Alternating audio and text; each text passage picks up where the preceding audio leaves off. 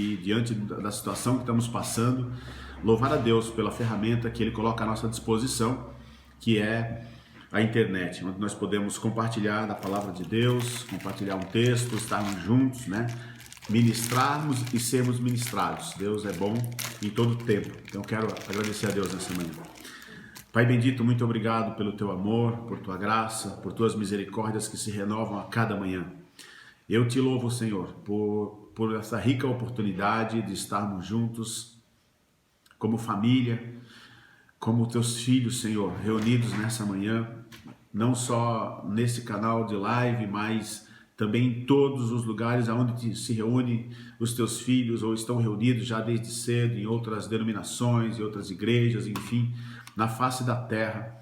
Nós unimos a nossa fé, Senhor, nós unimos o nosso coração como corpo de Cristo. Nós declaramos, Pai, o Senhor no controle de todas as coisas, assim como diz a tua palavra. Então nós declaramos que nessa manhã não será diferente. O Senhor virá com graça sobre as nossas vidas. Manhã de um domingo tão especial, manhã de um domingo tão incrível para nós cristãos, Pai. O dia em que Maria Madalena vai ao túmulo, vai diante do sepulcro e ao chegar lá, ela descobre que a pedra foi removida, que o Senhor não está mais lá, que o túmulo está vazio, que só permaneceu lá dentro os lençóis, Pai, que envolvia o seu corpo, Senhor, as faixas de linho foram deixadas lá, mas o Senhor ressuscitou. Ao terceiro dia, como prometido, o Senhor ressuscitou, o Senhor subiu aos céus, está sentado à direita de Deus Pai e deixou, Pai, em cada um de nós o teu Espírito Santo que nos ajuda, que intercede por nós com gemidos inexprimíveis, Pai. Nós te agradecemos pelo teu amor, nós te agradecemos por tamanho amor, nós te agradecemos, ó Pai, e não conseguimos explicar o que o apóstolo Paulo mesmo disse: o teu amor nos constrange, tamanha a tua bondade, tamanha a tua misericórdia sobre as nossas vidas. Ah, Senhor, como é bom saber que o Senhor vive, saber que o Senhor vive e reina para sempre. E juntos, Pai, nessa manhã nós queremos ser confrontados, ensinados, ministrados, ó Pai, por Tua palavra, para que possamos, ó Deus, experimentar mais uma vez a Tua bondade, o Teu amor e a Tua graça. Aonde chegar, Senhor, o som da minha voz, aonde chegar esse vídeo, seja agora, Deus, online, seja mais tarde, quando outras pessoas terão acesso, sejam, Senhor, quando pessoas enviarem para outras pessoas, para outras famílias, seja no decorrer da semana, enfim, que as pessoas tenham acesso ao Teu amor, à Tua graça, à Tua palavra, Senhor, a Tua palavra, que é a verdade sobre as nossas vidas. Nós te agradecemos, Pai, nessa manhã, em nome de Jesus Cristo, em nome de Jesus Cristo. Amém, amém. Toda a honra e toda a glória seja dada ao Senhor. Mais uma vez, bom dia, que a graça e a paz do Senhor esteja sobre tua casa, sobre tua vida nessa manhã. Em algum momento você vai perceber que eu vou estar olhando em diferentes direções. É que eu estou gravando para a live do Instagram e também para o YouTube. Então você que nos acompanha pelo YouTube também vai ouvir, vai ver mais tarde. Você vai subir para o YouTube esse vídeo também, e também pelo Facebook, tá? Então ao vivo agora nós estamos no Facebook, nós estamos no Instagram. Mais tarde também estaremos, a mesma mensagem está disponibilizada também no YouTube, tá bom? Eu quero ler com você nessa manhã um texto da palavra de Deus que está no Evangelho de João, no capítulo 20, o versículo 1 ao versículo 9. Nós louvamos ao Senhor já, né? Já entraram aí 2 louvores através da Silvana e do Tiago. Que Deus os abençoe por compartilhar conosco essas canções ao Senhor nessa manhã. Feliz Páscoa para você. Deus abençoe você que está chegando. Oi, Edu, tudo bem, querido? Deus abençoe cada um de vocês. E eu quero ler com você nessa manhã o que diz a palavra de Deus. João, capítulo de número 20, versículo de número 1 ao versículo de número 9.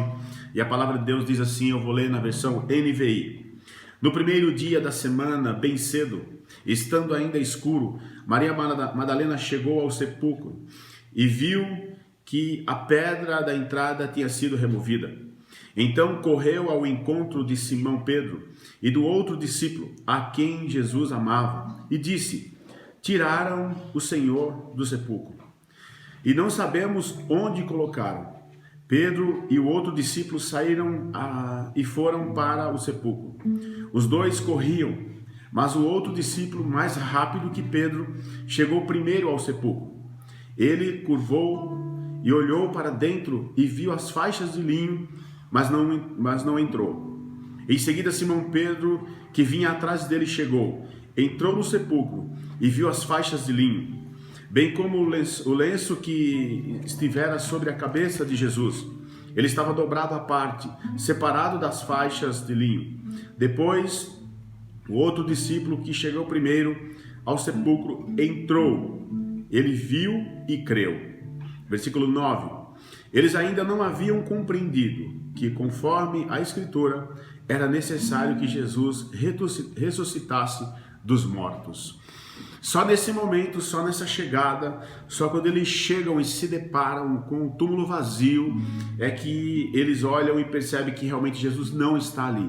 Mas até esse determinado momento eles ainda não lembraram que a palavra, que as Escrituras falavam a respeito de Jesus e que ele morreria, que ele iria para a cruz, mas que ele ressuscitaria também. Isso até o momento eles não se deram conta.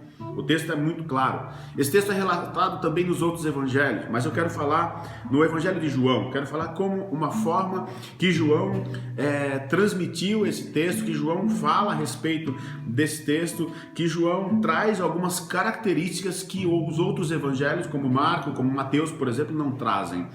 Essas passagens, e Lucas também relata, essa passagem de João, eu quero compartilhar com você nessa manhã para a gente observar algumas questões, alguns pontos que João vai trazer a respeito desse momento. Nesses dias todos, essa semana inteira, nós falamos a respeito da Páscoa. Todos os dias eu liberei um vídeo durante a semana nos canais da igreja, falando uma mensagem bem rápida a respeito da Páscoa, a respeito desses dias, a respeito dessa data tão especial da Semana Santa. Na sexta-feira santa nós falamos também, trouxemos uma mensagem a respeito da cruz. E quando Jesus vai à cruz, a Bíblia relata que ele vai à cruz por volta de 9 horas da manhã da sexta-feira e permanece lá e passa por todo o sofrimento, por todas as questões até as 3 horas da tarde. Após esse período, Jesus finaliza, termina e ele diz: está consumado. E ali na sexta-feira eu trouxe as 7 palavras da cruz. Eu trouxe as 7 palavras que Jesus falou na cruz, que Jesus declarou antes de morrer. Todo o contexto ali, onde Jesus se preocupou com vários pontos de salvação, de família, filiação, de perdão, de agonia, né? E ele chega ao final dizendo: está consumado. E quando Jesus realmente morre ali na cruz. O sábado, ontem eu falava pela manhã sobre o sábado de aleluia, o sábado que ficou entre a sexta e o domingo, pós então Jesus sepultado, está ali guardado naquele lugar, está ali protegido, está ali também, seu corpo está sendo vigiado, os guardas estão ali, sentinelas estão guardando aquele lugar. E então chega-se amanhã de domingo, que é onde o texto relata agora, a partir do capítulo 20, João vai relatar a respeito do que estava acontecendo.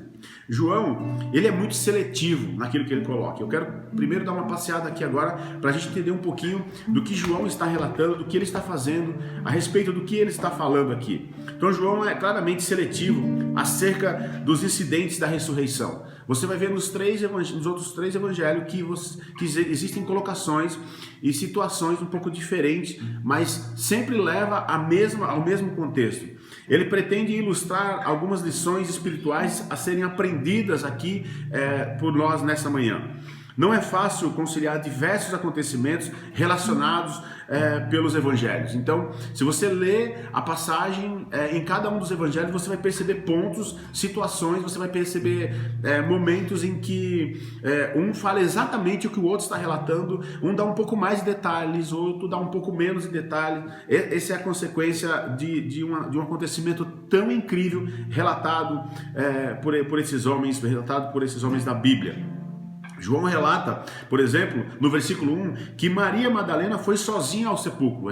Ele relata pelo texto que lemos, ele diz: no primeiro dia da semana, bem cedo, estando ainda escuro, Maria Madalena chegou ao sepulcro e viu que a pedra havia sido removida, havia sido tirada. Nesse contexto, João está relatando que Maria vai só, pelo que podemos entender. Porém, mais à frente, Mateus, por exemplo, e Marcos, eles incluem pessoas. Eles dizem que outras mulheres estão ali também. Porém, todos unânime, você vai ver em todos os evangelhos que Maria Madalena estava presente. Maria Madalena estava naquele momento. Maria Madalena chegou àquele local e ela estava acompanhada. E você vai ver que João, dizendo no versículo 1 que ela chegou lá, não vai relatar outras pessoas com ela, mas nós vamos entender que ela não estava só. O que percebemos é que de fato interessa a João o encontro com Pedro e os seus discípulos, e o discípulo amado. Se nós entendermos que esse discípulo amado é João, nós vamos ter uma coisa bem interessante aqui também, um relato bem interessante. Por quê? Porque Pedro, isso é identificado, mas o discípulo amado, o discípulo a quem Jesus amava, esse é verificado nas escrituras que seria João, que era João, declarado em alguns momentos, quando ele se reclinou no peito de Jesus, quando ele estava próximo de Jesus na oração. Então a conclusão aqui que João quer trazer não é simplesmente das características de quem estava, de como chegou, mas ele quer falar sobre o túmulo vazio. Ele vai direto ao túmulo vazio, enquanto os outros, eles dão uma explicação a respeito de volta, eles vão falar quem estava. Tem texto que fala sobre o jardineiro, sobre 2 anjos em pé, fala sobre o centurião, o sentinela que estava ali, fala sobre Maria Madalena e as outras que estavam juntos. Ele vai dar ênfase ao túmulo vazio, e essa é uma das questões as quais nós estamos declarando hoje, festejando hoje, nos alegrando hoje, é que o túmulo está vazio. Ele não está mais lá. Então, nós percebemos que, de fato, João vai atentar a esse detalhe, ao detalhe de um lugar que está vazio. Jesus não está mais naquele lugar. Mas no versículo 2, se você ler novamente, você vai ver que João usa o plural quando ele relata aos 2 discípulos. Maria vai dizer assim quando chega nos discípulos: nós não sabemos. E como que nós identificamos isso? Versículo 2: então correu ao encontro de Simão Pedro e o outro discípulo, aquele a quem Jesus amava, e disse: tiraram o Senhor do sepulcro e não sabemos onde o colocaram. Esse não sabemos relata, declara, afirma aqui, comprova que tinha mais gente com Maria Madalena, que ela não estava só. Tinha mais alguém com ela, alguém mais estava com Maria Madalena. Então veja que os detalhes são sucintos. No caso de João, ele não relata as mulheres junto, mas no versículo 2 podemos perceber que tinha mais gente com ela ao chegar lá. Então nessa declaração nós podemos encontrar aqui que ele está reforçando o que Mateus e o que Marcos colocam, o que Mateus e Marcos declaram, escrevem a respeito das mulheres que estavam com ela. Todavia, nós vamos chegar agora a um momento de uma mesma conclusão, de que eles 3 relataram algo, apesar dos pontos de vista, apesar da forma como escrevem, a mesma colocação, a mesma situação, a mesma mensagem está sendo colocada. Então, que alguém havia roubado o corpo é uma conclusão que eles chegam. Não pararam para se atentar que Jesus haveria de ser ressuscitado. Ele havia falado que ressuscitaria. Ele havia falado que ele iria ao madeiro, que ele iria para a cruz, que ele seria morto, crucificado, que ele sofreria, mas que ao 3º dia ele ia ressuscitar. Isso não foi levado em conta. Então, eles se atentaram a uma única conclusão. E em todos nós vamos perceber isso. Qual era a conclusão? Alguém roubou o corpo. O corpo não está lá. O corpo foi roubado. Mas foi roubado? Outra possibilidade é que ela podia estar expressando o que presumiria, no caso, Pedro e João. Ao chegar e falar, e aqui eu já uso João diretamente no lugar do versículo do discípulo amado, e de repente, pelo que eles pensariam, ao chegar e falar assim, o corpo não está lá, possivelmente eles falariam, então foi roubado? Aonde está? Quem tirou? Então ela teria se antecipado? Estudiosos dizem que ela poderia ter também feito esse tipo de argumento, pelo que João está relatando aqui. Nesse caso, o autor dá um toque vívido à história, dá um toque especial na história, se você olhar comigo aqui, e a respeito do que ele está relatando. Então, quando ele chega e fala a respeito, quando Maria chega e fala a respeito do corpo e explica ali, né, nesse caso o autor que está presente ali, quando recorda como outro discípulo chegou ao sepulcro antes de Pedro, mas não entrou, versículo 3 e 4, ele chega correndo. Se nós olharmos nesse contexto, então se confirma que seria, e se confirmarmos que seria João, esse discípulo de fato era João. Se é João, ele passa então a não ser apenas mais alguém que está contando, mas ele passa a ser testemunha de algo, porque ele estava pessoalmente ali. E isso é uma característica que você não vai encontrar nos outros evangelhos. Você vai encontrar só no evangelho de João. Alguém que está relatando algo, mas que agora passa a não ser somente alguém relatando, mas passa a ser uma testemunha. Ele estava lá. Então, ele vai até lá, ele começa a falar agora como testemunha. Ele viu, ele chegou lá. Ele deu de cara com a situação, com a pedra retirada, com a pedra removida, com o lugar vazio. Não seria difícil nesse caso entender porque esse discípulo corria mais que Pedro. Porque se nós olharmos no contexto bíblico, João era mais jovem, João era mais novo que Pedro. Então seria possível então que ele tivesse mais fôlego, que ele sendo mais novo teria corrido mais que Pedro e chegado primeiro ao lugar. Mas olha só uma coisa interessante, ambos os discípulos viram. A Bíblia relata que ambos viram, eles chegaram e viram as faixas de linho, porém diferentes verbos no grego foi usado aqui na questão dos dois. Porque eles chegam, a Bíblia relata que ao saber, quando Maria Madalena fala a respeito do corpo não está mais lá, da pedra removida, a Bíblia diz que eles começam a correr, e o discípulo a quem Jesus amava, esse discípulo, ele corre, ele sai e corre mais que Pedro, e ele chega primeiro, mas ele não entra. Quem chega depois e entra, o texto é claro, é Pedro. Então, o verbo usado aqui, que eles viram, foram usados verbos, os dois correram, os dois viram. Porém, ao chegar lá, não entraram os dois. Pedro entrou primeiro. Mesmo chegando depois, ele entrou. João teria ficado, João teria observado. O verbo mais forte aqui implica na intensidade do olhar. É atribuído a Pedro. Pedro chega, ele olha o contexto.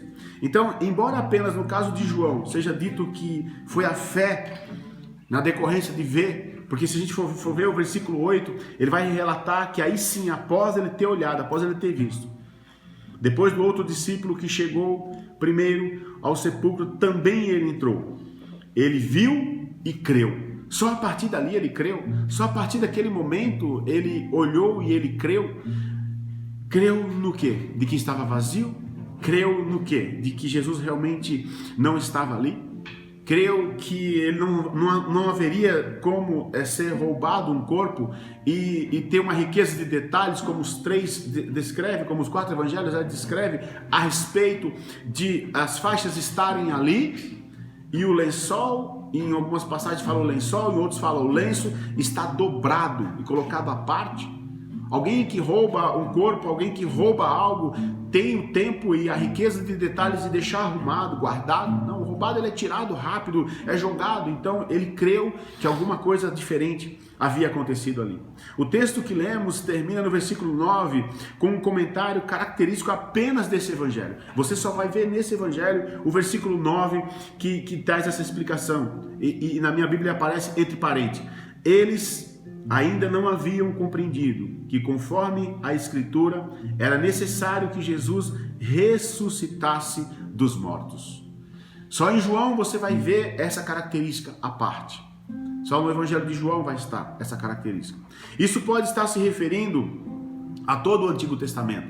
Isso pode estar se referindo a 2 textos específicos, por exemplo. Nós poderíamos ver Salmo 16 e 10, que diz assim: porque tu não me abandonarás no sepulcro, nem permitirás que o teu santo sofra decomposição. Seria a respeito desse texto que está relatando o versículo 9? Ou seria talvez o texto de Oséias, capítulo 6, e o versículo 2, que diz: depois de 2 dias ele nos dará vida novamente, ao 3º dia ressuscitará, para que vivamos em sua presença.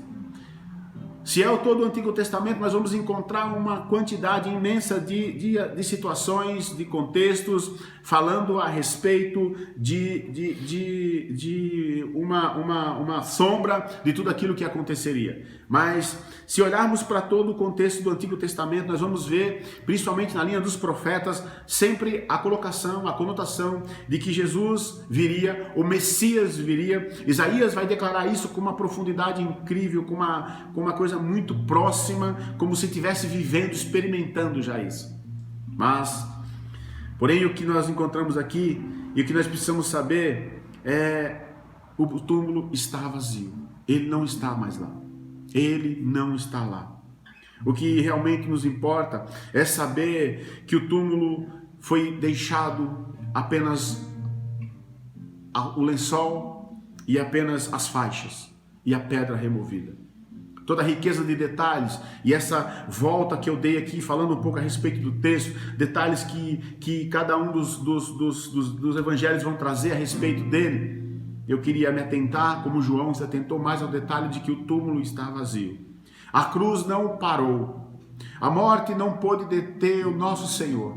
A morte não conseguiu deter. A cruz não conseguiu detê-lo. As marcas nele, os açoites, o ser perfurado, o ser açoitado, o ser batido, o ser colocado uma coroa de espinhos sobre ele. Todo o sofrimento de alguém, como eu citei, né, na ministração de sexta-feira e falei a respeito dessas questões, um homem sofrido, apanhou, foi chicoteado, foi tirado da roupa, foi lhe exposto às costas. A Bíblia relata que quando aquele chicote batia, as pontas dele, onde tinha as peças, onde tinha pontas, aquilo batia, cravava na carne de Jesus, e quando ele retornava, ele arrancava pedaços da carne.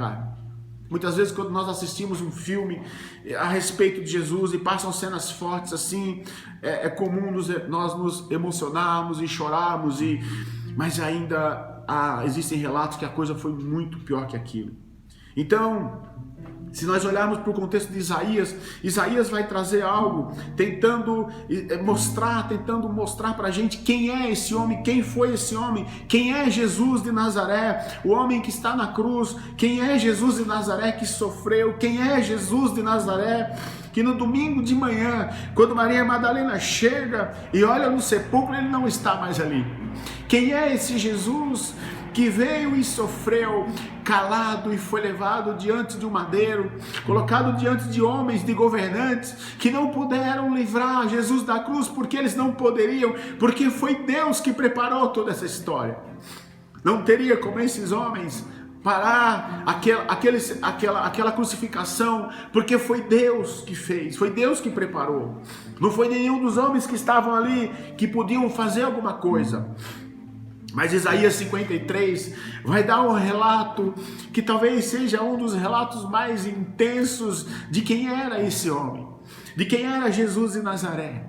Isaías, 700 anos antes, vai falar a respeito do Messias, e ele vai declarar no capítulo 53, do versículo também de 1 a 9, que nós lemos em João também de 1 a 9, eu quero ler com você e falar um pouco a respeito disso. E Isaías vai começar: quem creu em nossa mensagem, e a quem foi revelado o braço do Senhor, ele cresceu diante dele como um renovo, e como uma raiz saída de uma terra seca. Ele não tinha qualquer beleza ou majestade que nos atraísse, nada em sua aparência para que o desejássemos.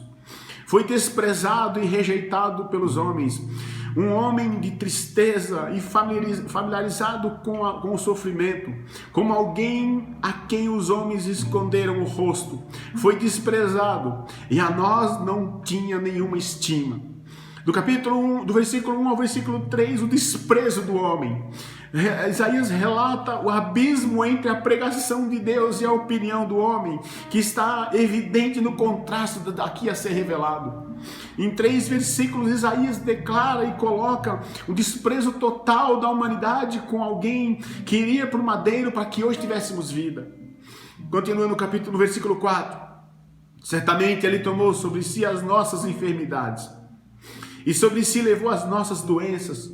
Contudo, nós o consideramos castigado por Deus, por ele atingido e afligido.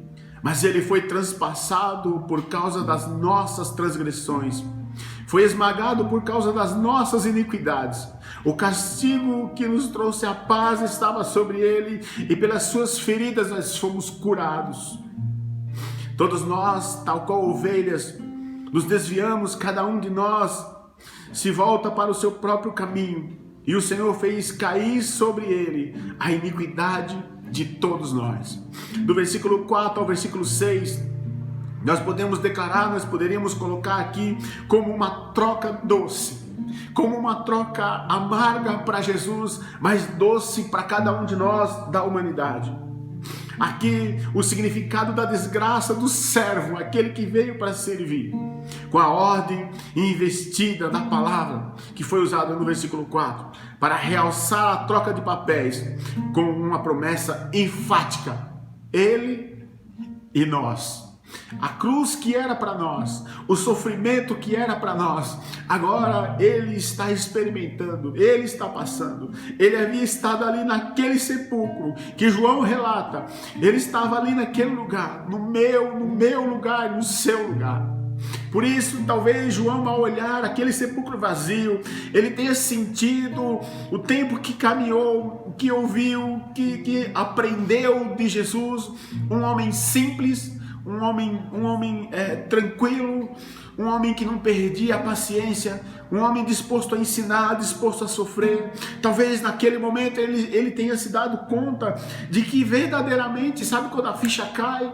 Talvez João chegou e não conseguiu entrar porque ele sabia que o homem que tinha sido colocado naquele lugar era o homem que havia ensinado tudo o que ele sabia. Talvez ele tenha parado na entrada daquele sepulcro e não tenha entrado, e Pedro, por ser mais afoito, por ser mais assim, ele tenha chegado e já queria resolver a situação, então ele entra e ele se depara com aquela situação. Mas João, ainda que correndo, na frente de Pedro, na frente de Maria Madalena, ele chega e ele para. A Bíblia diz que ele se curva, ele olha lá para dentro do texto que lemos e ele vê que está vazio. Talvez ali sim, mas quando Pedro entra e vê aquele contexto todo, só depois então João entra, olha, então o versículo 8 diz que então ele crê, ele viu e creu.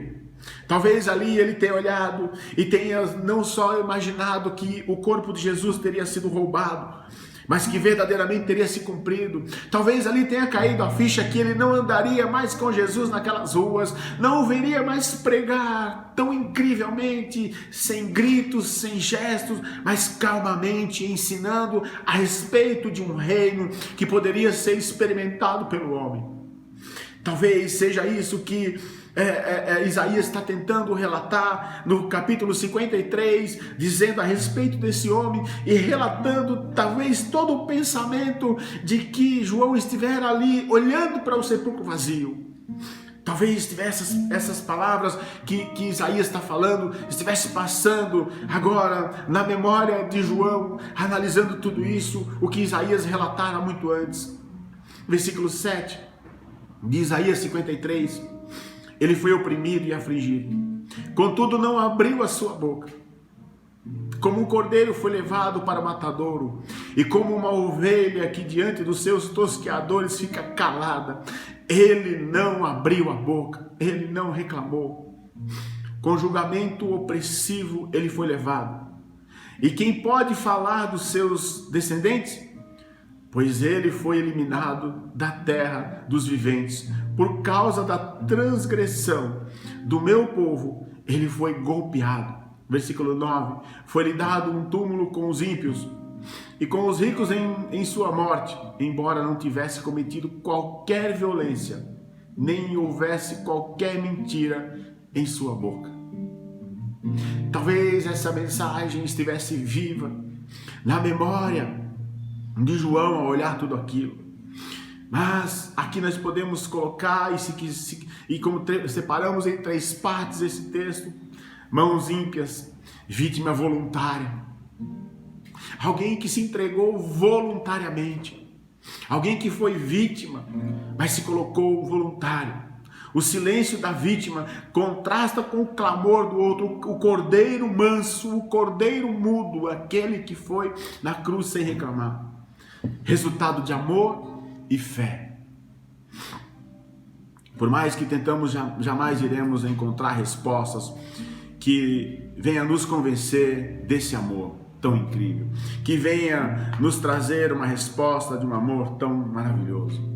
Talvez a gente vá procurar ainda por muitos anos, talvez a gente vá procurar por muito tempo explicação, como muitos procuram até hoje, como pode, como algumas pessoas se levantam para dizer que é impossível um sofrimento tal. A questão é que nós sabemos a respeito de quem a Bíblia está relatando. A questão aqui não é se conseguem provar ou não conseguem provar a respeito de se ele passaria ou se não passaria por isso. Talvez a resposta a tudo isso, se continuássemos perguntando quem é esse homem, qual a explicação que se pode dar, que a ciência pode dar, que alguém pode dar a alguém que vai e que sofre pendurado numa cruz, das 9 da manhã às 3 da tarde por amor, e não reclama, e nessa mesma cruz ele deixa 7 palavras e deixa uma mensagem que nunca mais será esquecida pela humanidade. Que homem é esse? Talvez a resposta mais convincente esteja em João 3,16, que Deus amou o mundo de tal maneira que enviou o seu único filho para morrer por nós, para que todo aquele que crê não pereça, mas tenha a vida eterna. Uau, que texto incrível e maravilhoso. Mas talvez a resposta a tudo isso esteja exatamente em Marcos capítulo 15, versículo 39, que a Bíblia relata que após Jesus morrer, após ele desfalecer na cruz e ter morrido na cruz, a Bíblia relata que havia um centurião que estava bem na frente, que havia visto. E esse centurião que estava na frente de Jesus, ele ouviu Jesus bradar em alta voz: está consumado. E logo em seguida deitou a sua cabeça, e logo em seguida ele expirou. E esse centurião talvez nos traga a resposta a uma pergunta que muitas vezes não quer calar, ou que talvez não consigamos explicar com João 3,16.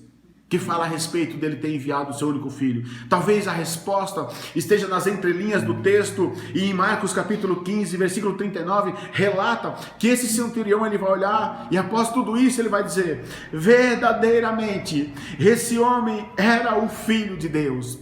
Verdadeiramente, talvez a mensagem da cruz esteja explícita em uma colocação, em uma frase de um centurião que observou tudo, que viu tudo, que olhou tudo de perto, assim como aqueles que o amavam estavam em volta, mas o centurião reconheceu, e ele vai dizer exatamente essa frase: esse homem verdadeiramente era o Filho de Deus. O reconhecimento de alguém que humanamente não poderia passar por tudo aquilo. O reconhecimento de alguém que simplesmente porque queria ser herói não poderia passar por aquilo. Talvez essa seja a resposta de uma pergunta que nós fazemos todos os dias. Não vamos conseguir nunca explicar o amor de Deus por nós, mas existe uma certeza: Ele foi ao madeiro, Ele sofreu, Ele ressuscitou, o túmulo está vazio, e nessa manhã nós podemos nos alegrar. E nessa manhã, enquanto nossas páginas de Facebook, de Instagram, de WhatsApp aparecem lotadas de imagens, de frases de Feliz Páscoa, de Boa Páscoa, de tudo mais, de fotos do túmulo vazio, de tanta coisa, nessa manhã nós abrimos o celular e ele está cheio de coisa, mas nessa manhã nós podemos também dizer assim: verdadeiramente esse homem era o Filho de Deus, que estava ali, que foi ao madeiro e que morreu e que ressuscitou, para que juntos pudéssemos declarar que Ele vive, e Ele vive eternamente. Então, que a mensagem de João, que não estava preparado, não estava preocupado, aliás, em falar a respeito das coisas em volta do túmulo, mas ele estava mais preocupado em explicar que o túmulo estava vazio, talvez seja a mensagem que a gente precise entender todos os dias. Ele não está naquele lugar, Ele não está mais na cruz, Ele não está mais no túmulo, mas Ele habita dentro de mim e de você. Ele nos deu vida, Ele nos enche todos os dias com a sua presença, e todos os dias a Bíblia diz que as misericórdias do Senhor se renovam a cada manhã. Nós temos a oportunidade, nós temos o privilégio de estar diante dele todos os dias. Quando ele vai ao Pai, ele se preocupa em dizer: olha, eu não os deixarei órfãos, mas eu deixarei o meu Espírito em cada um de vocês. Então, se você crê verdadeiramente você precisa entender que o Senhor verdadeiramente, aquele homem, Jesus, é verdadeiramente o Filho de Deus, que sofreu, que foi ao madeiro, mas que não ficou lá. A cruz não o parou, a morte não o parou. Ele habita em mim e em você. Por isso nós podemos declarar: Ele vive, Ele vive. Isso é uma viva esperança que habita em nós. Por isso nós podemos declarar nessa manhã: Feliz Páscoa! O Cordeiro Santo de Deus vive dentro de mim e dentro de você.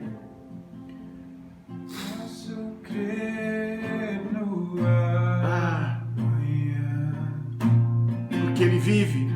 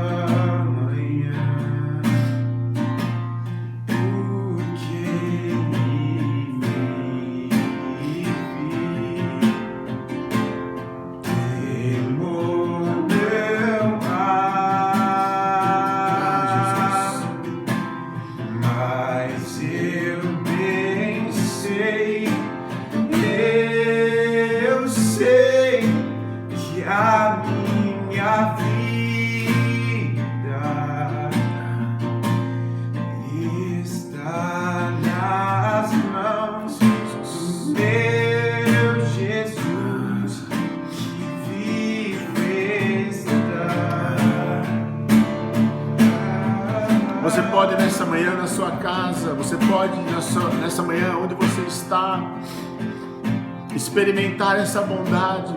Você pode declarar onde você estiver. Ele vive dentro de você, Ele vive dentro de cada um de nós, Ele está em nós, Ele não nos abandonou. Hoje não é mais um domingo, hoje é um domingo especial, hoje não é mais uma mesa posta, hoje o Cordeiro de Deus que tirou o pecado do mundo está presente dentro de cada um de nós. Ele não é mais um, Ele é Jesus, aquele chamado Nazareno. Ele é Jesus, o Filho de Deus, o que se colocou sim na cruz, aquele que declarou que teríamos vida e teríamos vida com abundância, e essa vida está em mim e em você. Por isso Ele vive. O túmulo está vazio. Feliz Páscoa. Deus abençoe a sua casa, a sua família, que você viva e que você experimente essa verdade todos os dias. O Senhor esteja sobre a tua casa, sobre a tua vida, sobre tudo aquilo que você tem colocado como projeto nas mãos dele. Deus é bom, Deus é maravilhoso, Deus é incrível. Ele é Deus sobre as nossas vidas. Eu quero orar com você nesse momento. Pai bendito, muito obrigado por esta mensagem. Obrigado por esta palavra que o Senhor nos envia nesta manhã. Senhor, o desejo do nosso coração era estarmos todos reunidos em uma sala, não uma sala virtual, mas em uma sala presencial. Mas isso não é possível no dia de hoje. E talvez meus irmãos que estão acompanhando essa live nunca tenham passado por algo dessa forma que estamos passando. Um domingo de Páscoa, onde não nos reunimos, onde não chamamos a família, os amigos para festejarmos, para celebrarmos, onde não viajamos para rever os parentes que estão longe, onde não nos reunimos e fazemos uma mesa grande, preparamos mesas com pessoas e alegramos, não. Está tudo muito reduzido. Há apenas as pessoas que estão nas casas, as famílias que voltaram para os seus lares. Mas existe uma certeza: o Senhor está presente em cada vida, em cada lar, em cada família. E não é uma mesa cheia de alimentos que vai fazer a diferença, mas é o relacionamento que temos com o Senhor. É o relacionamento que o Senhor nos permite ter. É que naquela cruz o Senhor deixou uma marca jamais esquecida na história. O Senhor veio por amor. O Senhor veio para nos trazer salvação, para que pudéssemos lembrar em um domingo como hoje, que ainda que não tenhamos uma mesa farta, mas nós temos o Senhor em nosso coração, em nossa vida. Algo foi feito naquele dia que jamais será esquecido e jamais poderá ser negado. Nós reconhecemos o Senhor é o nosso Cordeiro Pascal, o Senhor é a Páscoa da nossa vida, do nosso coração, em todo o tempo. Pai, que o Senhor guarde essas famílias, que o Senhor guarde essas casas, que o Senhor abençoe. Senhor, tira nesses dias toda preocupação, toda falta de paz. Senhor, tudo aquilo que tem tentado parar o teu povo, teus filhos, tem trazido preocupação, todos aqueles que têm perdido noites de sono, Senhor, vem com tua paz. Deus, diante das notícias que aparecem todos os dias, nós não sabemos até quando vai tudo isso, essa quarentena, mas tira, Senhor, a ansiedade do coração, a preocupação em trazer as coisas lá do amanhã para hoje. Basta que vivamos esse dia, Senhor, basta para cada dia o seu mal, e possamos então experimentar a tua bondade. O amanhã pertence ao Senhor e amanhã o Senhor também estará presente. Então que vivamos assim, de uma forma simples, em amor. Que cada casa seja abençoada pela tua presença, pelo teu cuidado. Em nome de Jesus. Em nome de Jesus. Amém. Que o amor de Deus, nosso eterno Pai, que a graça de nosso Senhor e Salvador Jesus Cristo, a comunhão e a doce consolação do Espírito Santo de Deus esteja sobre cada um de nós, de hoje para sempre. Amém. Que Deus abençoe vocês, que Deus abençoe cada um de vocês.